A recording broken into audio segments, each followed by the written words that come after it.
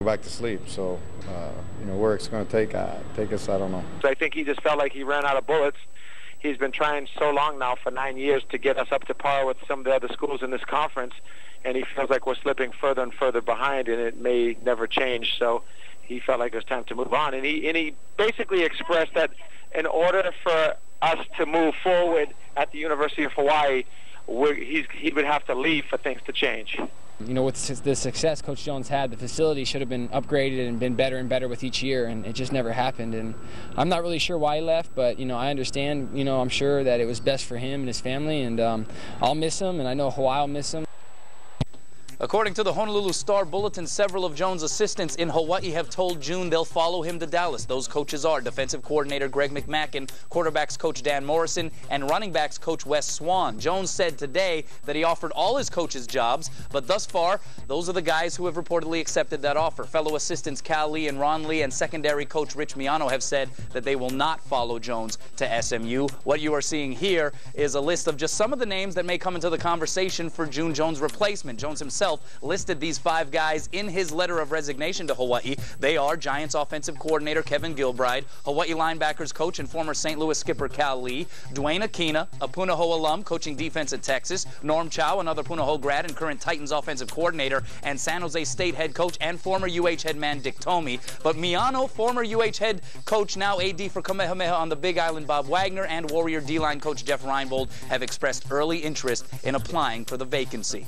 So what about the fate of athletics director Herman Frazier, who over the last 12 months has taken severe criticism for the delay in the hiring of basketball coach Bob Nash, the 07 football schedule, the Sugar Bowl ticket allotment, and now the departure of June Jones? UH Manoa President David McLean said an announcement regarding Frazier's status will be made tomorrow. But in a press conference today, he issued an apology to Hawaii fans.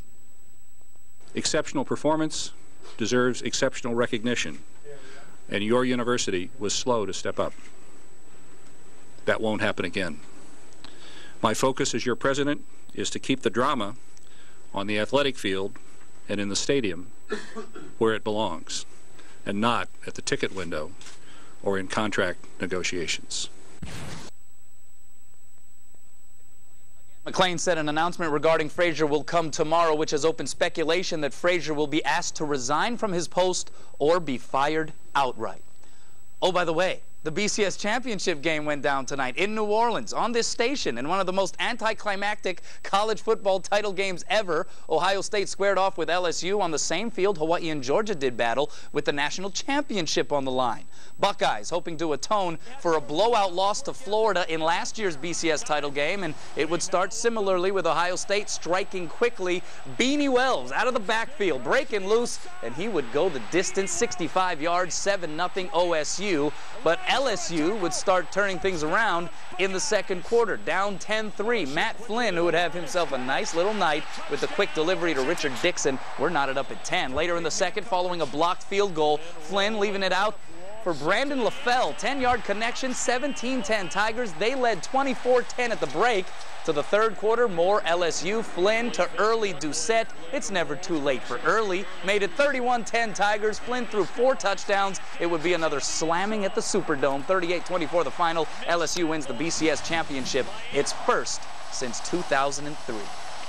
That was sort of, oh, by the way, the BCS championship game also going on today. Well, unless you were a Buckeye or LSU fan, I guess. Yeah, but, you know. You know what doesn't compute to me in this whole June Jones situation is, we heard Rich Miano, Coach Miano, say that Jones told him, I think for things to get better at the UH facility-wise, recruiting budget-wise, I've got to leave.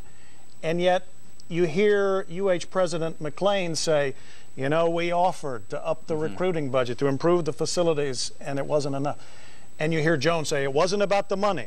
But you wonder, if that SMU offer was $800,000 like he was paid here, would he still have gone? I mean, there's just some things that just seem a little off in this whole thing. And that's why I think we were talking about earlier, it's a mixed bag of emotions that you have. Because, yes, I sympathize with June Jones and his frustration battling all of this time with the powers that be at UH to try to get these improvements in place.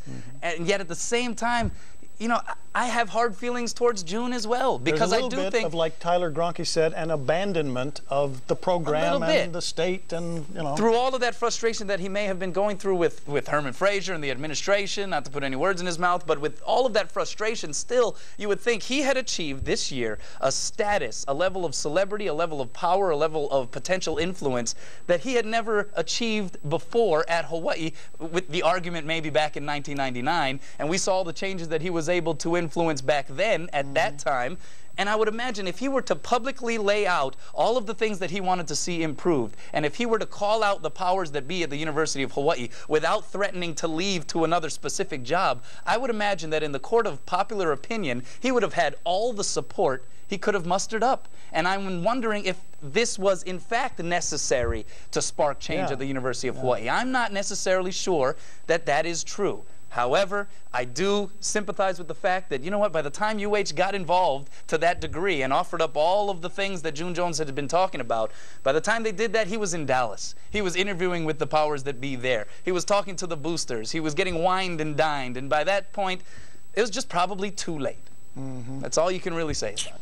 And especially in light of what looks like tomorrow. I mean, I think you'd have to have a blind man not see the writing on the wall from this news conference today that tomorrow Herman Frazier, they're going to announce his resignation or announce that he is fired. It's unlikely that they would call a press conference to say Herman Frazier is our guy to continue on as athletics director. Yeah, why wasn't he there today? Yeah. Right. So, and then, especially in light of that, you say, June, you really didn't have to leave. Herman's gone. He was your main point. We all know that. He said that privately to report. He said it to me. He said it to other reporters. He did not respect Herman Frazier as the athletic director. Yeah, I think he liked Herman Frazier as a person. As a person, yes. There were some operational things that he felt Herman Frazier wasn't necessarily acting upon in a prompt fashion. And you're right. At the end of it, you look at it and you go, was this all really necessary? And if it wasn't necessary, then why really is he going to SMU? And they are questions that maybe we'll never actually know the answers to. But at this point in time, it's almost like no use crying over spilt milk. What's done is done. It is now time for the University of Hawaii and for the football fans in Hawaii to look forward and try to figure out where do we go from here. That said, do you have a person that you see as the front runner before they even get a search committee going? Is it Norm Chow? I don't know who the front runner would be. If you were asking me my opinion, I'm a big Norm Chow fan.